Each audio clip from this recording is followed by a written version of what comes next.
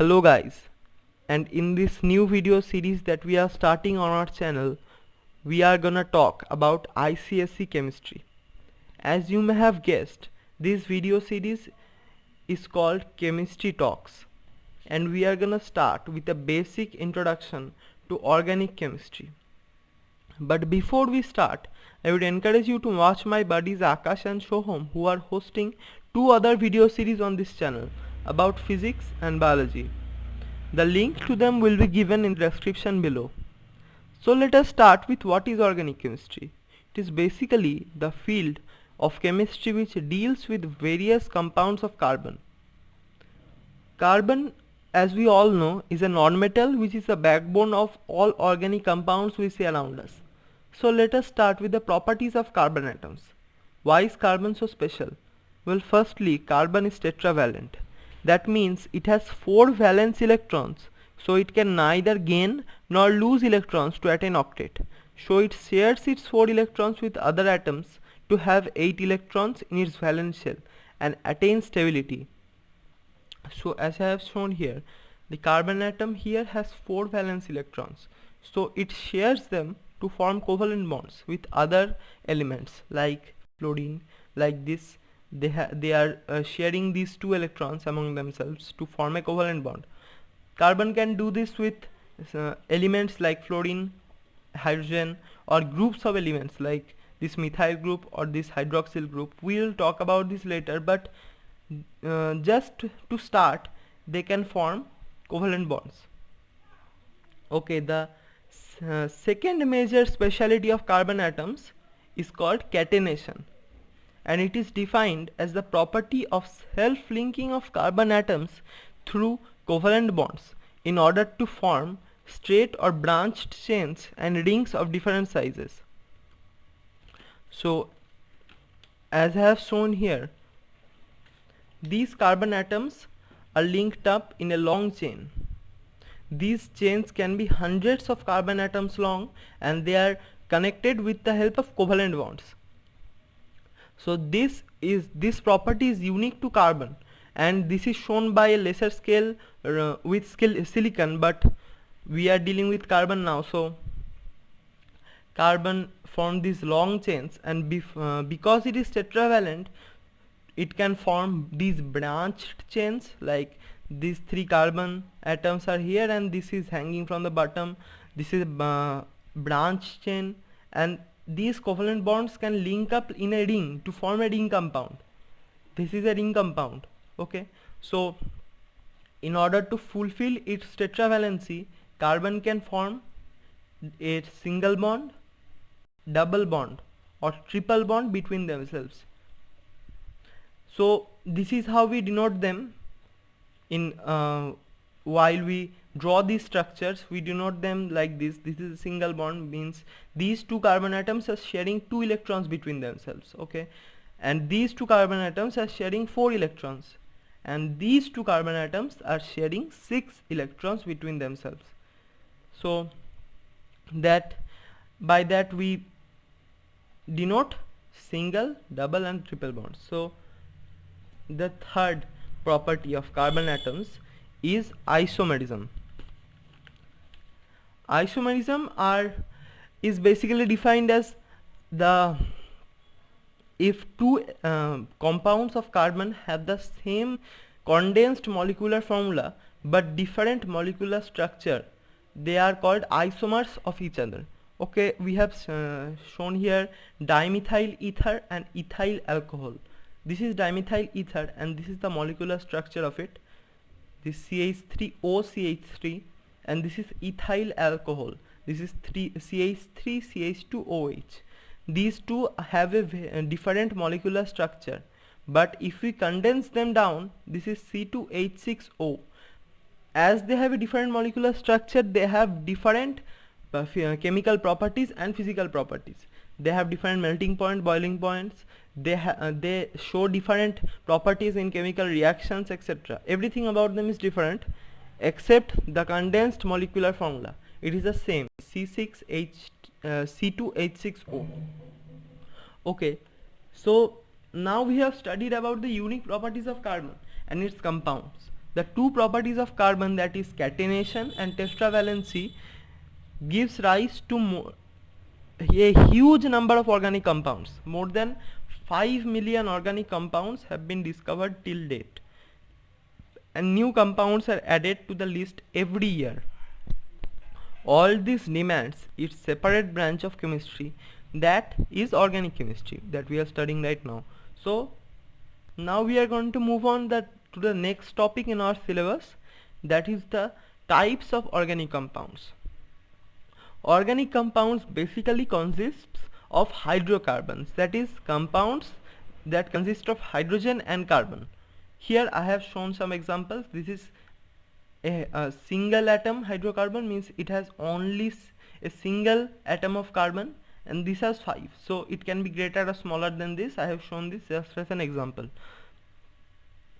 These hydrocarbons can simply have carbons of hydrogen, and they can have various groups that substitute one of these hydrogen. A hydrogen will go out and one of these groups will come in. These are called functional groups. Okay, so we have to learn about functional groups next, right? So functional groups by definition is an atom or a group of atoms that define the structure or properties of a particular family for the next particular family of organic compounds. For example, a halogen, we can have a halogen like a fluorine, chlorine, bromine, iodine. These can substitute a hydrogen, and these are called functional groups. And other functional groups are like aldehyde group right here, this hydroxyl group right here, and this carboxyl group right here. These can substitute one of these hydrogen with one single bond. Okay, so these are the functional groups. We are gonna study in detail about these later. First, we are gonna talk about pure hydrocarbons, the hydrocarbons which do not have any functional groups, and the functional groups in them are the bonds. If a pure hydrocarbon has only a single bond, it is called alkane. If it has a double bond, it is called an alkene, and if it has a triple bond, it is called an alkyne. So this is only for the carbon compounds which do not have any functional group, like these. They do not have these, but they have a single bond or a double bond or triple bond, and we will name them accordingly. Okay, so now we have shown the some examples of functional groups.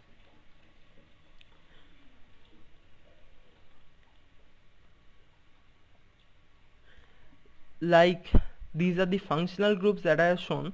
This is a halide group. Like halide is shown by X, and X can be F, Cl, Br or I. So general structure is R. R is a carbon compound, and X is substituting a hydrogen. Like there should be a hydrogen there, but it is substituted with an X or a halide group. The general name of these compounds is haloalkanes, and a common example is I have shown here CH3Cl or methyl chloride. The next type of functional group that we are gonna cover is hydroxyl group.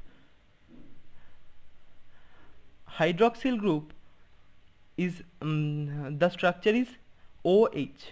So this also substitutes a hydrogen, and these type of organic compounds, this a alkane with an OH attached to it, these are called alcohols, and they have their unique properties that we are gonna cover later. We have given an example here, methyl alcohol. This one, it is called methyl alcohol. It is CH3OH. The next functional group is aldehyde. Aldehyde CHO. The structure is given here. This is R is the carbon compound, and this is a group that substitutes hydrogen. These types of organic compounds are called aldehydes. These are called aldehydes, and the smallest example of this is a hydrogen. R is replaced with a hydrogen and it is called formaldehyde, HCHO. Okay, so the next is carboxyl group. So what's special about this carboxyl group is that it is a functional group, okay, but this hydrogen has acidic properties. Like if we add this a organic compound like this in a polar protic solvent like water, we get an hydroxyl ion. So it has acidic properties, and the general name of these compounds is carboxylic acid. This has acidic properties, this hydrogen. Along with this hydrogen in hydroxyl groups also have an acidic property, but this acidic property is much lesser than this. This is a much stronger acid than this one. So this is called a carboxylic acid, and the example is acetic acid. This is the common name. The IUPAC name is ethanoic acid. So its structure is CH3COOH. Like in this place we have attached a methyl group, that is CH3 group. So it is acetic acid. Okay, the next and the last functional group that we are going to talk about today is ether. Ether is basically two carbon atoms linked with an oxygen atom in the middle, like this. This can be a single oxygen atom, or these can be two carbon atoms or more than that. This can be a chain on this side, this can be a chain on this side. So these are called ethers, and their most common example is dimethyl ether. There is two methyl groups on the two sides and an oxygen in the middle. This is called dimethyl ether. So that concludes our functional groups that is in our syllabus. So now guys, it is about time that we end this video, but before we go, make sure you press that subscribe button and turn on notifications with the bell icon so that you don't miss my next video. My next video is on hydrocarbons and IUPAC nomenclature. That will be hopefully coming in the next week. These videos are very important for covering the entire topic of organic chemistry. If you don't cover the entire topic, you will not get good marks, or you will not understand the topic easily. So make sure you don't miss my next video. Turn on notifications. But for the time, bye.